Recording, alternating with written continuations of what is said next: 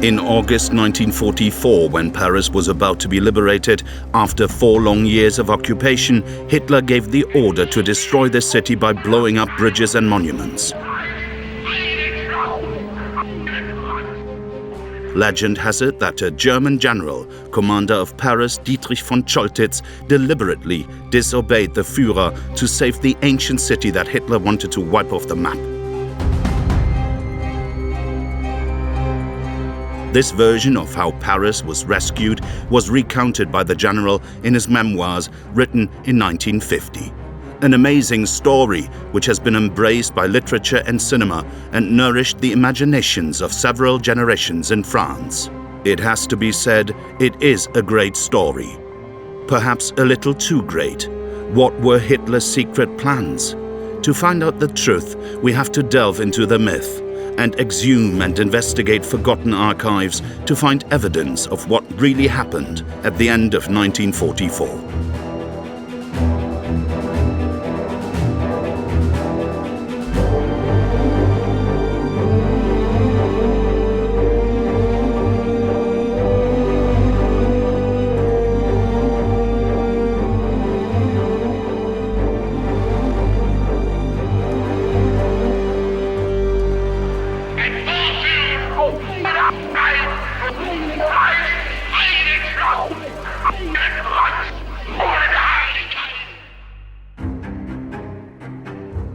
In June 1940, France surrendered. The impact was global. Paris had fallen. It was declared an open city and was surrendered to the enemy, with no defense to avoid its destruction.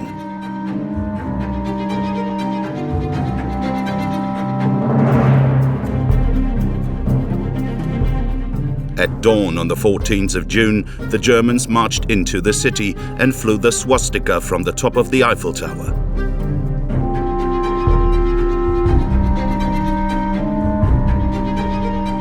"21 years after the humiliation of the Treaty of Versailles in 1918, Germany took its revenge. At the end of the month, Hitler came to admire his new conquest, Paris. A brief visit. In 2.5 hours, the Führer went from monument to monument in a practically deserted city.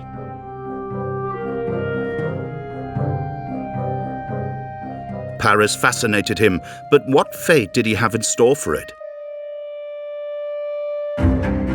In Mein Kampf, he expresses hate and scorn for the French, the mortal enemy, he writes, trivial, superficial, who showed that they were incapable of winning the war alone in 1918. In a word, the enemy who must be defeated. In Hitler's eyes, Paris could only be crushed or destroyed, and that is what he ordered 4 years later.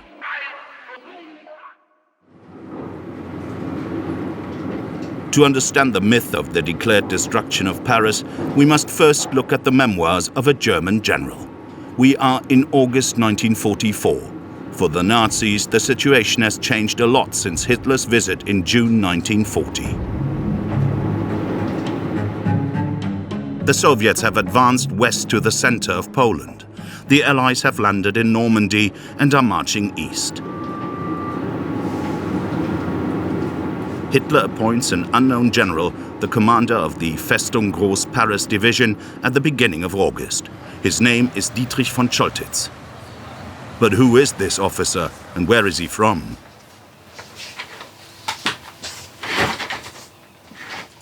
Von Choltitz, c'est vraiment un officier prussien, presque caricatural.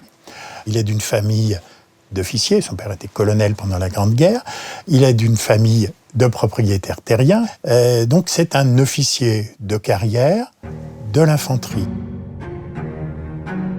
Von Choltitz was highly trusted by Hitler, and in early August 1944, this was important. 2 weeks earlier, the Führer had escaped an attack organized by Wehrmacht officers who wanted to kill him and overthrow the Nazi regime. After that, he increasingly shut himself away and more than ever kept a tight control over military operations. L'armée était un des piliers du régime parce que c'était l'instrument qui allait permettre les guerres, qui allait permettre les conquêtes, qui allait permettre d'arriver aux objectifs des nazis. Et là, c'est fini. Il a complètement perdu toute confiance en l'armée. The cleansing which followed this attack left 5,000 dead. The general in Paris who was implicated in the plot would end up hanging from a butcher's hook. Dietrich von Choltitz was appointed to replace him by Hitler in person. He wasn't involved in the plot against the Führer. He was a faithful and disciplined general. Il était en Russie à partir de 1941. On sait que depuis début 1942, les nazis avaient décidé une politique de destruction des Juifs d'Europe et l'armée régulière a été largement impliquée dans la mise en place de cette politique. Il n'y avait pas que des SS qui se livraient au massacre, puis aux déportations. In reality, von Choltitz wasn't quite the humanist that the legend claims him to be. He was entirely zealous and showed himself to be merciless. As a lieutenant colonel in 1940, he disregarded Holland's neutrality by attacking Rotterdam. He totally destroyed the city centre after the Dutch had already surrendered.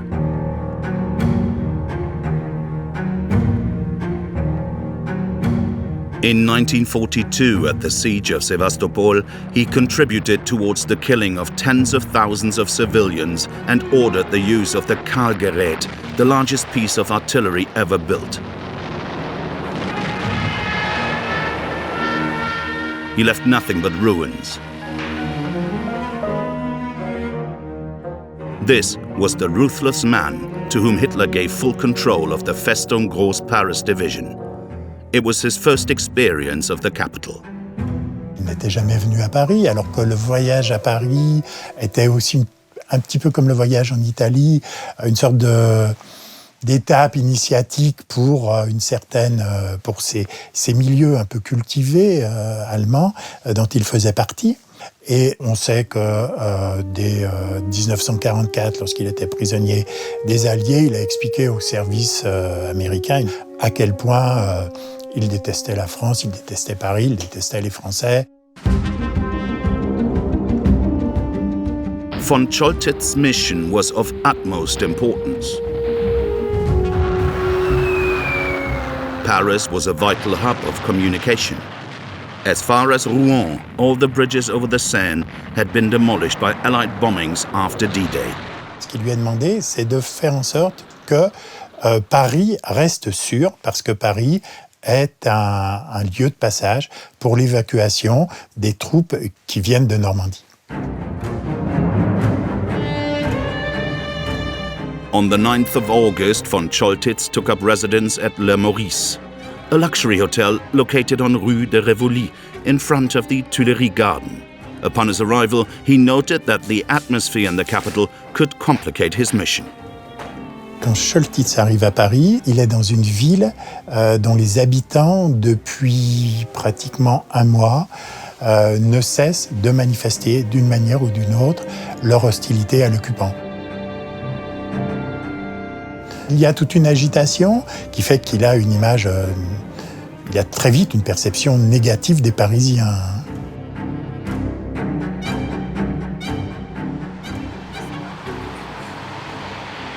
The summer of 1944 was the subject of other memoirs in addition to that of von Choltitz, like those left by a diplomat who was the Swedish consul in Paris at the time, Raoul Nordling. Legend has it that he is the man who persuaded the general to spare the capital. Written just after the war but published in the 2000s, Raoul Nordling's memoirs lead us a few steps away from Le Maurice Hotel to the Cercle Suédois. As its president, the consul met anybody who was anybody in Paris there. C'est un homme d'affaires avisé.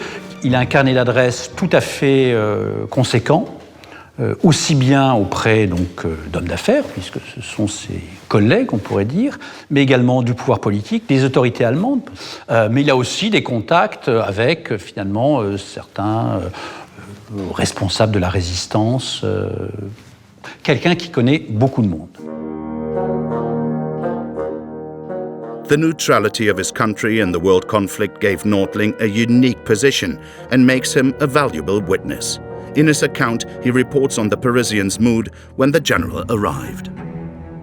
D'un côté, il y a une aspiration sans aucun doute à la libération, mais avec une inquiétude qui est d'être certes libéré, mais en vie. Et on le sait, on est là au début août 1944, que des villes ont été détruites ou rasées et largement bombardées en Normandie, et que le sort de Paris n'est pas du tout joué. The echoes of D-Day, the victories of the Allies in Normandy, mixed with the scarcity and fear of retaliation, gradually sows a spirit of revolt among the population. Chaos slowly breaks out. On the 19th of August, 10 days after von Choltitz's arrival, the Gaullists and the communist resistance sent out a call for rebellion. Seeing the French flag flying on the police headquarters opposite Notre Dame, Parisians understood that the situation had changed. It all escalated very quickly.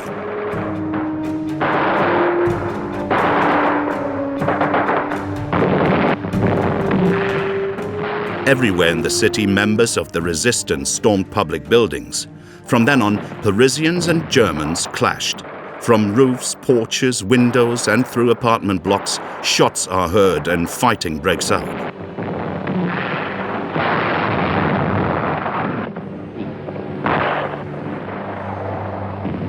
Danger is everywhere.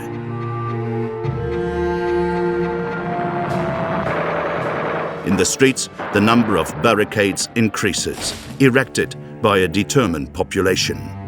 L'armée allemande, à ce moment-là, ne sait pas encore très bien comment réagir et il va y avoir des représailles. Mais surtout, on va s'apercevoir quand même assez vite que le rapport de force reste quand même défavorable à l'insurrection. Le risque est réel que von Choltitz donne l'ordre de représailles massives envers la population.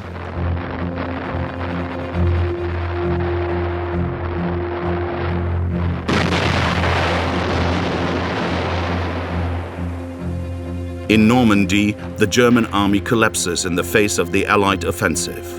Under pressure from the General Staff of the Resistance and General Leclerc, the US High Command agreed to change their plans and let the French 2nd Armored Division move towards the capital. On hearing this news from France, Hitler enters one of his legendary rages. Von Choltitz receives many telephone calls from the Führer's headquarters. He is commanded to restore order. It is said that on the 23rd of August at 11 o'clock in the morning, an encrypted telegram coming directly from the Führer's staff arrives at Le Meurice.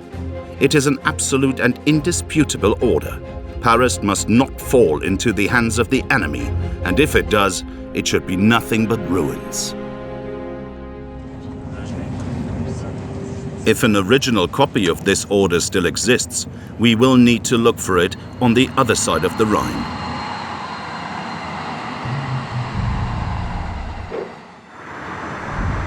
The German military archives are kept in Freiburg and Breisgau in the southwest of Germany. 5 buildings, 55 linear kilometers of archives, conserving Prussian and German military history since the middle of the 19th century.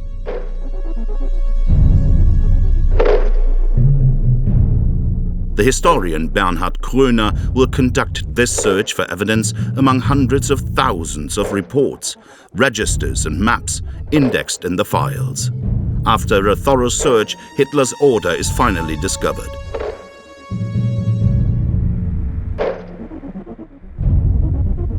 It shows the Führer's intentions unequivocally.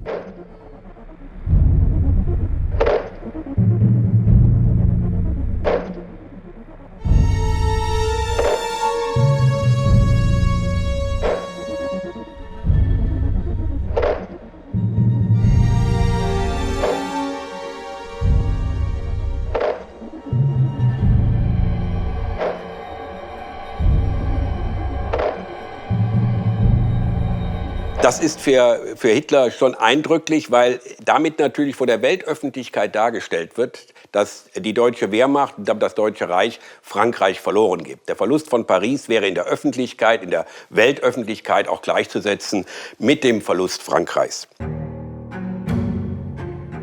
Der Befehl Hitlers, die Stadt zu zerstören oder als Trümmerfeld zu übergeben, ist so weit gefasst, dass es eigentlich die ganze Stadt oder die größten Teile der Stadt oder die zentralen Monumente der Stadt, die sozusagen den Wert, die Bedeutung Paris ausmachen, dass diese Bereiche gesprengt werden sollten, zerstört werden sollten.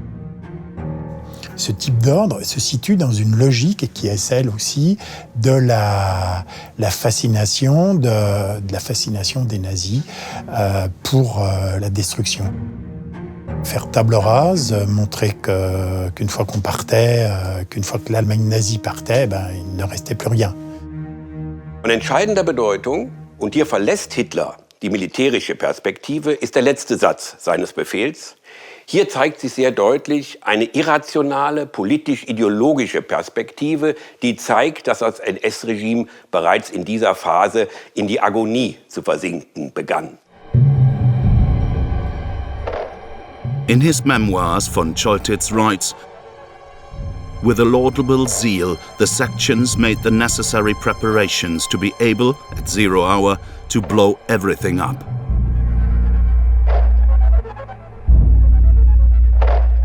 Was he telling the truth? How can we know what in the capital was really set to blow? Were Paris bridges full of explosives? Had the Germans really set mines along the metal sides of the Eiffel Tower?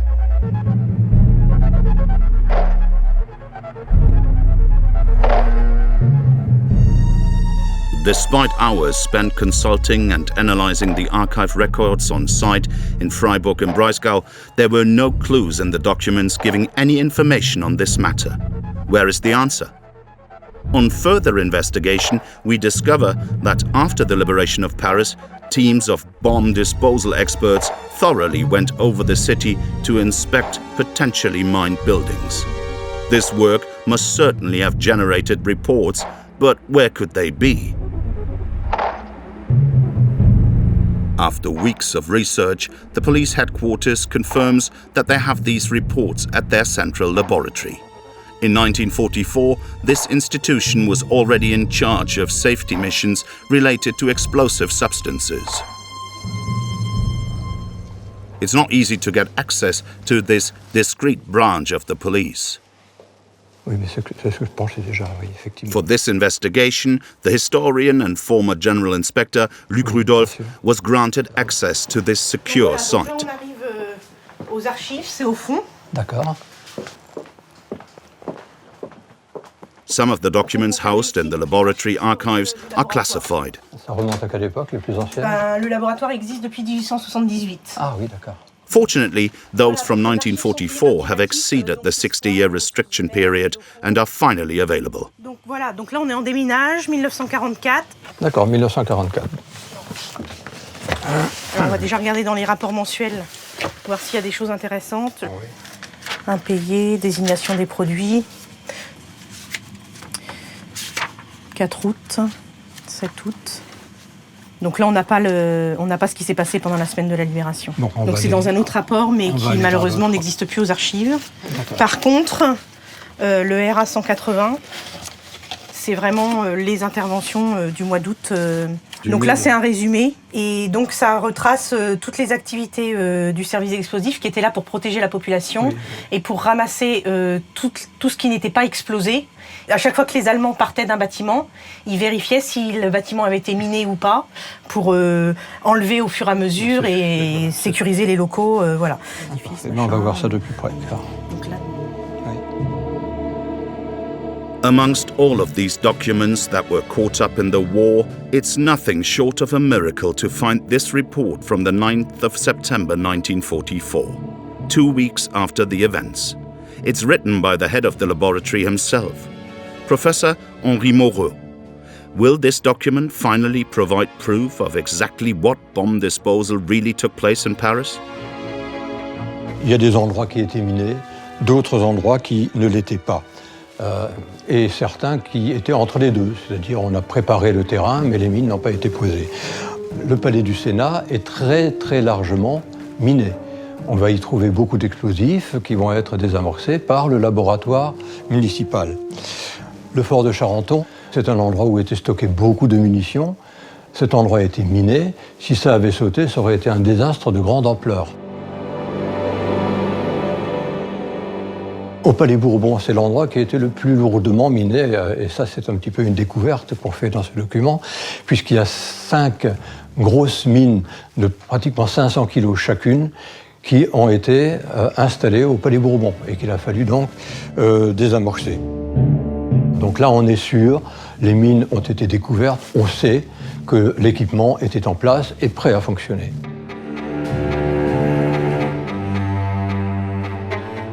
In addition to these 3 buildings, the telephone exchanges, the Ministry of the Navy, the Gare du Bourget, and the Porte de Saint-Cloud were mined. And that report tells us even more. It seems that other buildings had been prepared to be laid with explosives.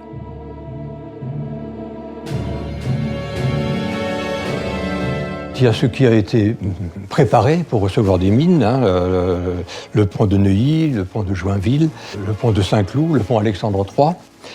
Les Invalides, il y a eu des travaux préparatoires qui ont été faits. Donc tout était en cours pour mener à terme l'installation de mines dans ces endroits-là.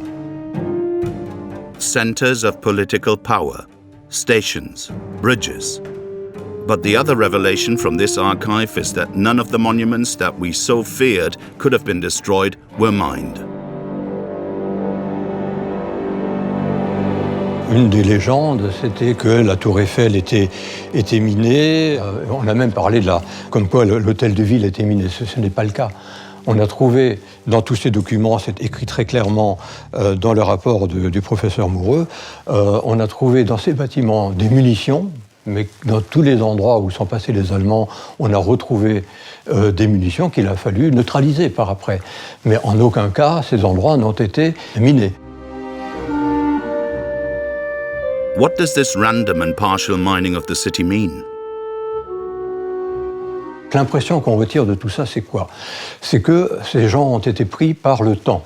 Effectivement, cette volonté, initialement, de miner un certain nombre de lieux sensibles de Paris existait et qu'elle n'a été abandonnée que pour une raison très précise qui m'apparaît à moi, mais qui apparaît également au professeur Moureux quand il a rédigé ce document. C'est-à-dire que nos occupants ont été pris de vitesse.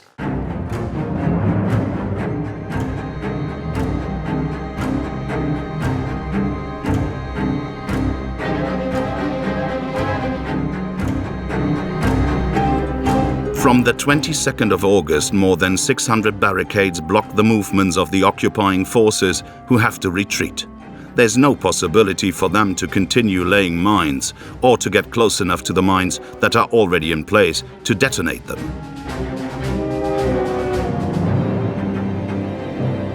Ça demande beaucoup de moyens de détruire une ville et de raser une ville, de transformer une ville en champ de ruines. Soit par le bombardement aérien, mais là il n'en est évidemment pas question. La Luftwaffe n'a plus ces moyens-là.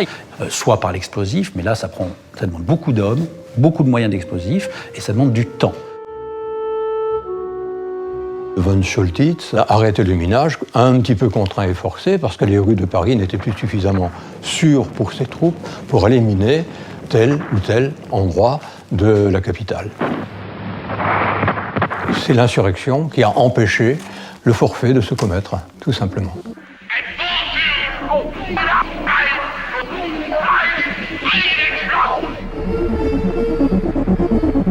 But there is even more overwhelming evidence of the general's lies, which demonstrates his real desire to destroy the capital's important landmarks. A document which proves that von Choltitz was requesting reinforcements to destroy Paris until the very last moment. Diesen Dokumenten, die hier vorliegen, handelt es sich um Abschriften von Telefongesprächen zwischen dem Wehrmachtbefehlshaber von Groß-Paris, also von Choltitz, mit dem Oberbefehlshaber der West, also mit Generalfeldmarschall Model. Hier sagt Choltitz eindeutig, ich kann den Führerbefehl mit den Mitteln, die ich zur Verfügung habe, nicht erfüllen, es sei denn, ihr gebt mir die entsprechenden Panzer und Artillerie, dann kann ich das machen.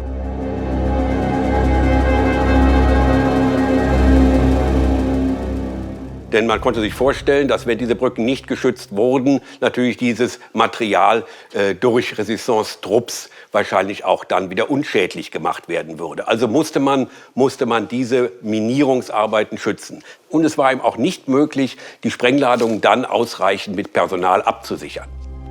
General von Choltitz was short of soldiers. In theory, he had a garrison of 15,000 to 20,000 men in Paris and its suburbs, but they were not all fit for combat. There were general staff, older soldiers, administrative personnel, and a lot of female staff. The reinforcements requested by von Choltitz would never arrive. The Allies were at the capital's gates. Er will sich sozusagen salvieren, er will sich entschuldigen, er will sagen, wenn ich das nicht durchführen kann, es liegt nicht an mir, ich wollte nicht, sondern ich konnte nicht. In his memoirs, von Choltitz claims that he attempted the impossible to save Paris from destruction. Now, the truth is uncovered. In reality, it was the uprising of the Parisians and the lack of human and material resources that prevented him from turning Paris into ruins.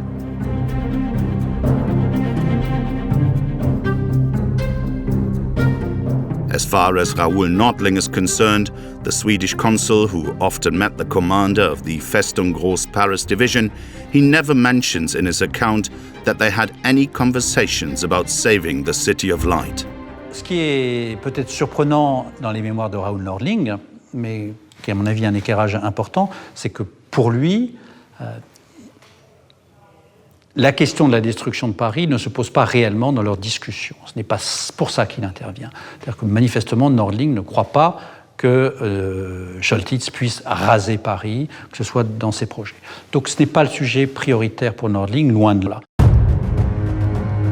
Nordling met with the general 5 times at Le Maurice in order to urge him not to carry out any reprisals against the population. The Parisians were well aware of the massacres at Villeneuve-d'Ascq and Oradour-sur-Glane that had taken place a few weeks earlier and feared the worst. Nordling, en lui montrant bien que pour lui, il ne fait plus aucun doute que l'Allemagne va être battue et qu'en ne passant pas finalement massivement à l'offensive contre les Parisiens et à la destruction, il se préserve quand même une chance d'avenir. C'est un des arguments majeurs que va utiliser Nordling. L'idée que vous allez être jugé, allez-vous devoir rendre des comptes pour avoir massacré des centaines, des milliers, voire plus de Parisiens?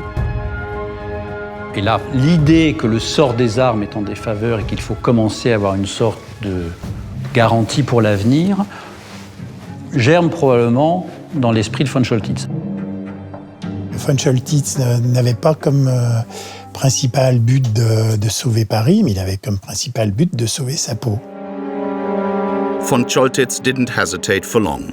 2 days after Hitler's order, General Leclerc arrived in Paris with the 2nd Armored Division through the Porte d'Orléans. There would be no massacre of Parisians. Von Choltitz surrendered after one last fight for honor at Le Maurice. He was taken to the police headquarters, which today are still the private apartments of the chief of police. It was in this room, identical to how it is now, that he met with General Leclerc, officers of the resistance and members of the provisional government to sign on this small table his act of surrender.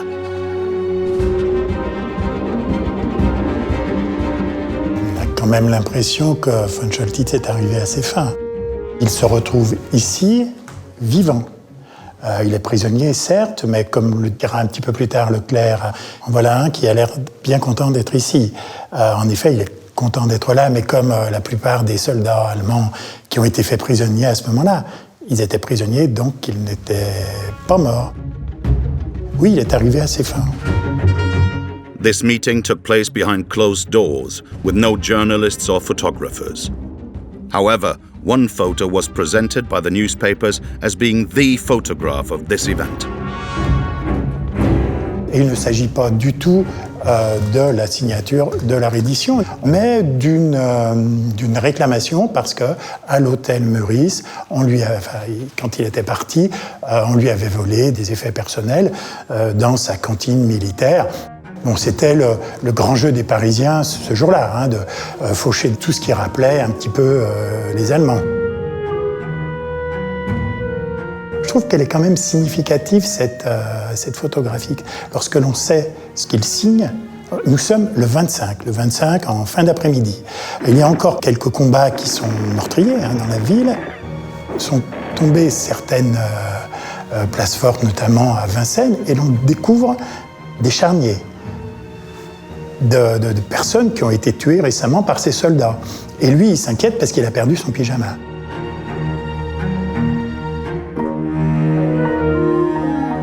As a prisoner of the Allies, Dietrich von Choltitz was never charged with war crimes. He was freed after 2 years in prison, during which he began to write his own legend. Von Choltitz est parvenu à écrire sa légende et à s'en sortir quand même assez bien, puisque finalement son livre est plutôt bien accueilli, traduit en français, republié en poche. Et l'idée qu'il a vraiment contribué à sauver Paris prend forme, comme si c'était un acte humanitaire de sa part. After a week of insurrection and fighting, Paris miraculously comes out intact after a war which had destroyed so many cities.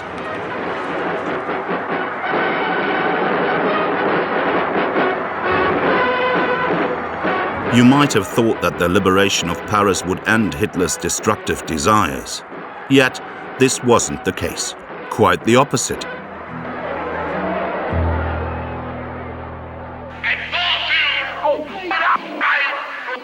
Contrary to what has remained in people's memories, the thread that had hung over Paris for a month did not vanish with General de Gaulle's parade. With the Reich on its last breath, destroying Paris remained an obsession for the Führer.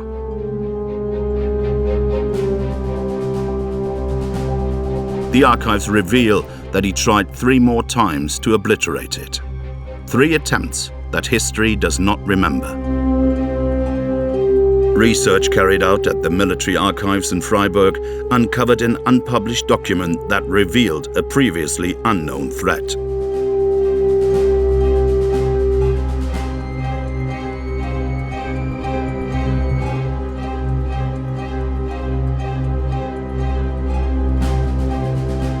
Und man kann sehr schön im Nachgang zur Befreiung von Paris feststellen, dass Hitler dann auch noch, und damit kommen wir auf die weiteren Maßnahmen, auch nach dem 25. August noch Mittel und Wege gesucht hat, eine Zerstörung von Paris durchzuführen.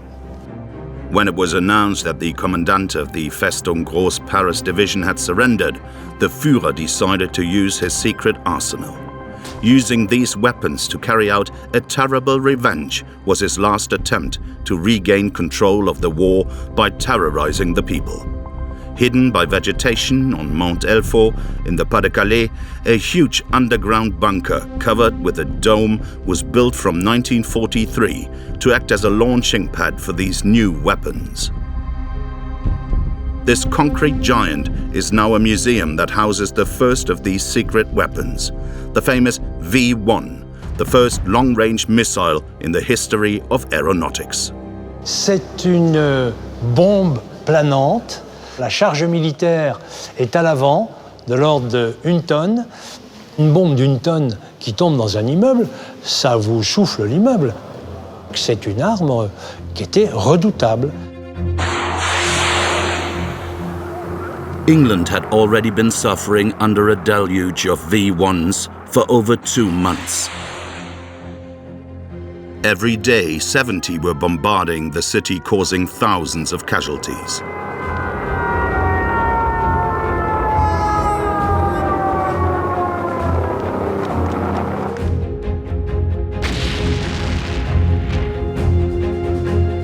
And this was the weapon of mass destruction that Hitler ordered to be fired at Paris on the 26th of August, the day when General de Gaulle would be parading through a jubilant Paris.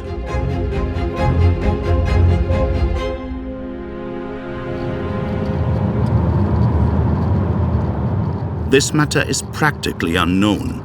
There is just one mention of it in Invasion 44, the memoirs of the Chief of Staff of the Army Group West, General Hans Speidel. At the time, he was at Ravin-du-Loup, which was 90 square kilometers of militarized zone north of Soissons in Margival. 475 reinforced concrete bunkers, including the largest German communication center.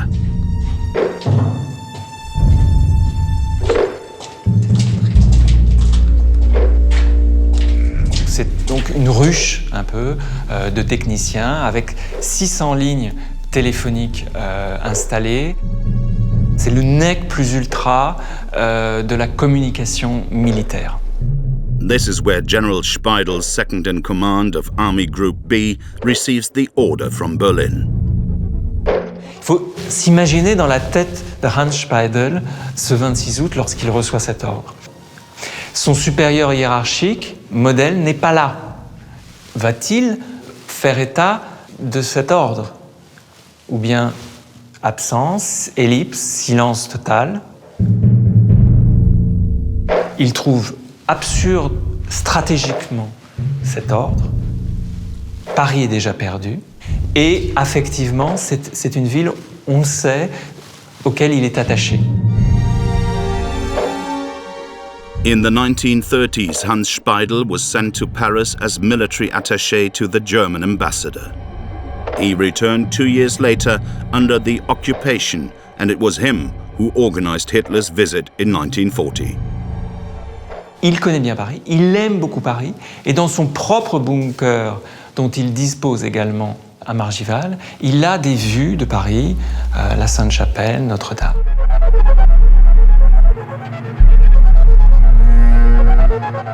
Il s'est passé quelque chose, une scène importante, dont a dépendu le destin de Paris.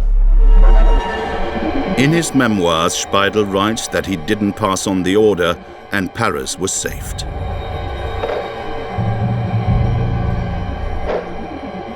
Je pense que les mémoires de Speidel permettent de rouvrir le dossier du salut de Paris et du sauvetage de Paris. In this case, legend would have got the wrong general. The hero would have been Hans Speidel and not Dietrich von Choltitz. But we must be suspicious of stories that are too good to be true. Cet ordre donné par Hitler était un ordre irréalisable.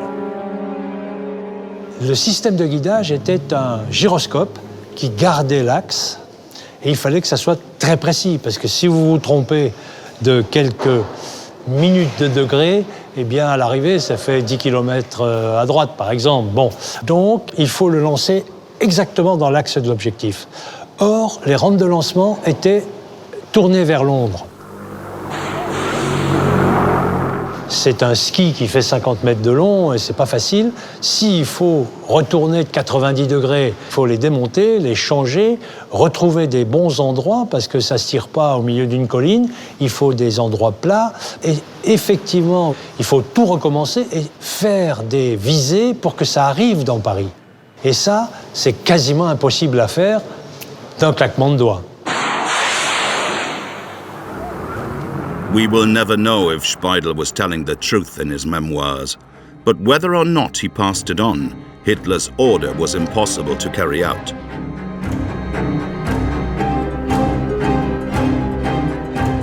Once again, the capital escapes. Unaware of these threats, Parisians are euphoric about the liberation. Their celebrations are short-lived.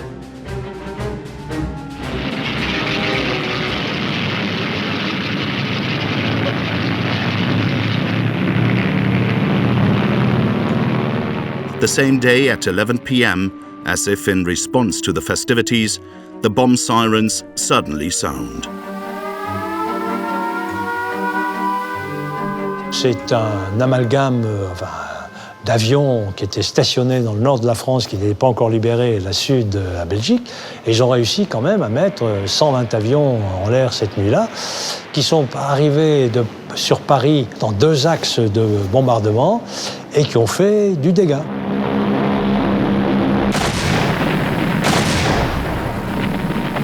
All night, the Luftwaffe drops bombs at random.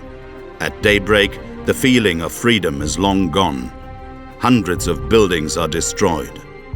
The Bichat Hospital, the Al-Auvin in the center of Paris, the Marais district, the Butte-Chaumont Park, but also the suburbs, Bagnolet, Pantin, Montreuil and Sceaux. C'est un bombardement punitif. Et le choix des bombes aussi est significatif. C'était des bombes incendiaires qui avaient pour but vraiment de détruire, d'impressionner la population.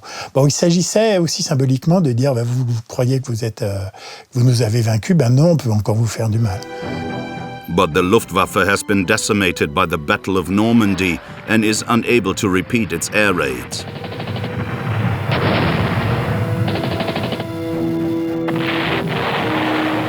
Despite the 200 killed and 1,000 injured, this bombing will disappear from collective memory.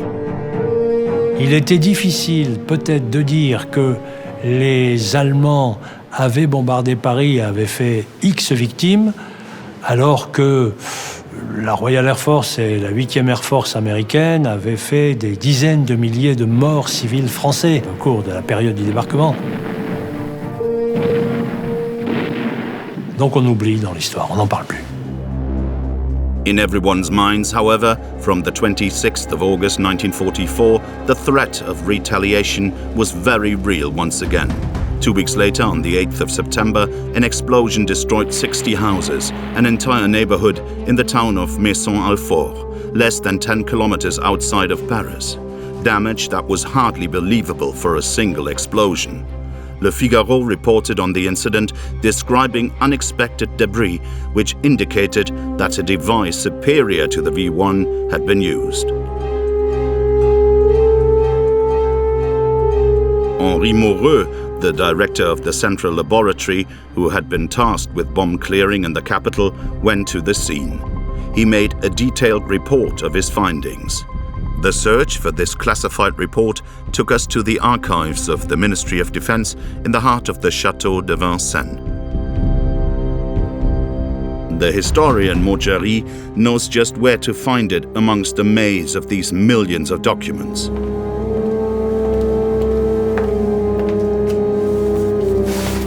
Professor Moreau described in detail his thoughts on the damage.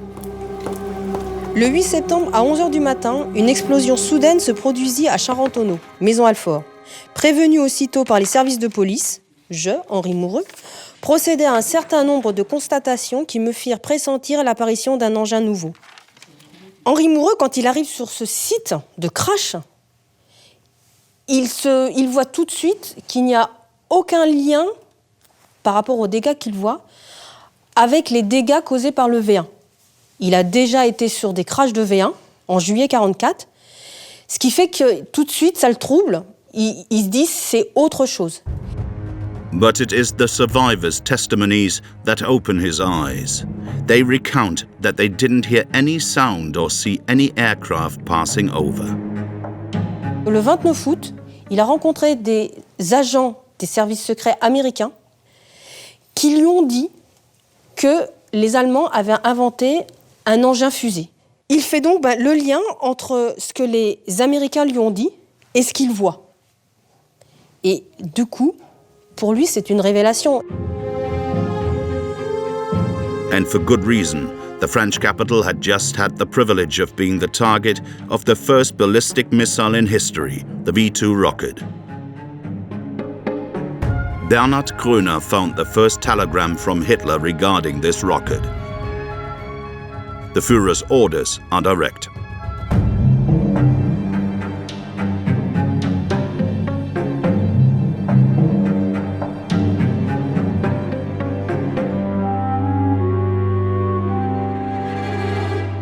Le V2, c'est une bête qui fait 12 tonnes. il décolle à verticale, il monte jusqu'à 95 km d'altitude. Il sort de l'atmosphère. Et lorsqu'il redescend, il a une portée de 350 km, 320 km exactement au maximum. Il retombe sur la cible. C'est la première fois qu'on fait sortir une arme de l'atmosphère.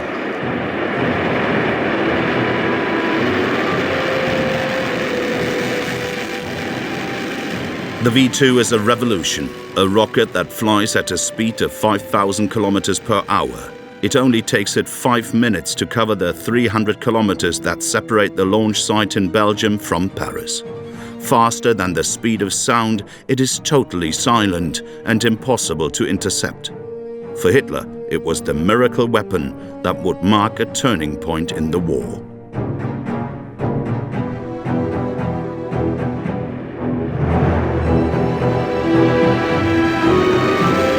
In early October 1944, V2 bombing of Paris resumed and would affect many towns. On s'aperçoit que les Allemands, entre le 2 et le 5 octobre, affinent le réglage des tirs. En fait, ils veulent attaquer Paris, mais ils n'ont pas la précision qu'on peut avoir aujourd'hui. Donc le réglage se fait et ils précisent leurs tirs pour atteindre le centre de Paris. Et en date du 5 octobre, les fusées sont vraiment aux portes de Paris. In 4 days, 22 municipalities in the Paris region were the target of V2s. The authorities prepared for the worst, but the bombing stopped abruptly. From the 6th of October, not a single missile was reported in the capital. Why did Hitler abandon Paris when its destruction was finally in reach?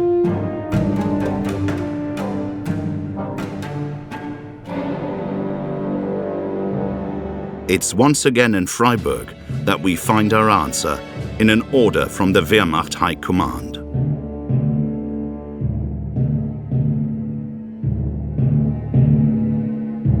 Dem liegt zugrunde, dass man sich im Führerhauptquartier Überlegungen angestellt hat und festgestellt hat, dass eine politische Wirkung, vielleicht auch eine psychologische Wirkung eher zu erreichen war mit Bombardements auf London und auf die britische Bevölkerung und damit Reaktionen der britischen Regierung herbeiführen konnte, als auf Paris, wo es im Grunde keinen politischen oder auch keinen psychologischen Grund mehr gab, mit Beschießungen fortzufahren. Hitler seemed to give in to reason.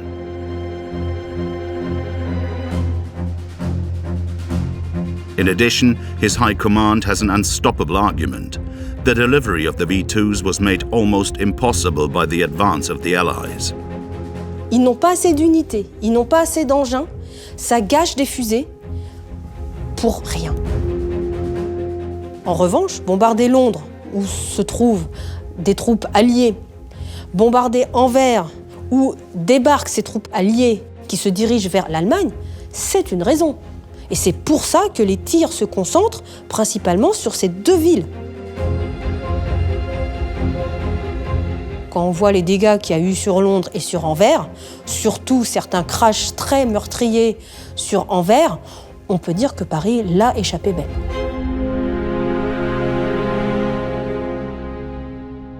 With the V2 rocket, the City of Light has never in its history come so close to the risk of destruction. This episode has been erased from our collective memory. Why?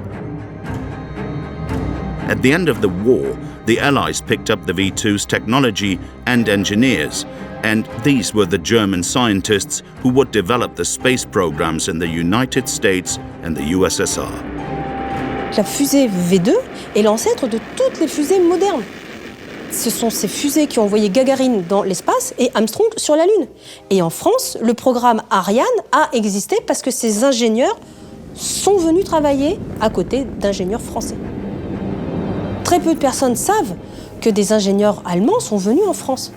Ils ont participé à la politique de reconstruction de l'industrie militaire française. Et donc ça a été, à mon sens, étouffé. C'est resté dans le domaine du secret.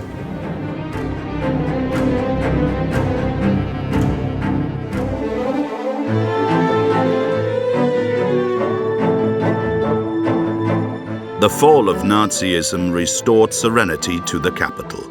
20 years later, the very real threat from V2 rockets had been erased from the official story, and world opinion is excited about a German general who was the savior of Paris.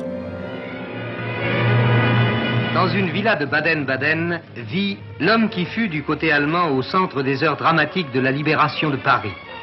Il y a 20 ans, cet homme, le général von Choltitz, était le dernier gouverneur militaire allemand du Grand Paris. Il fut celui qui aurait pu réduire la capitale en cendres. Why was one of Hitler's faithful followers the Parisian's hero?